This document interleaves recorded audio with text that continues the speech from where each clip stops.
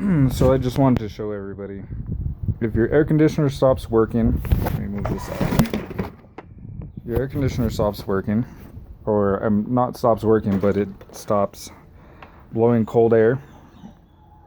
What you're gonna have two problems. Your first problem is gonna be where your air conditioner unit is inside. Mine is in the attic, and the other one is going to be outside on your fan.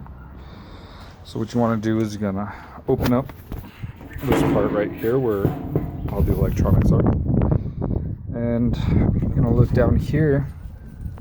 If you can see this, that is all ice. So I'm gonna pour some hot water on it. Let me get back here.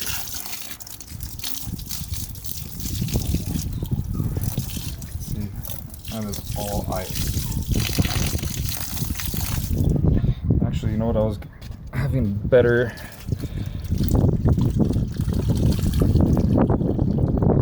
luck with the garden hose. Yeah, see. That is all ice on there.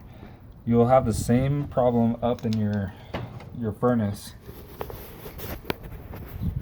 So make sure to turn your air conditioner off, keep it off, let all of this ice defrost. It's this thick out here, it's going to be just as thick inside.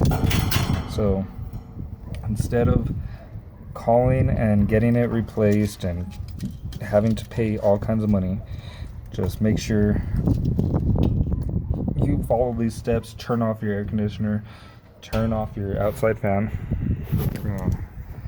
You have to turn it off and let everything defrost, and then you should be good to go. It usually takes about I would say 6 hours to defrost completely, and then you can turn your air conditioner on.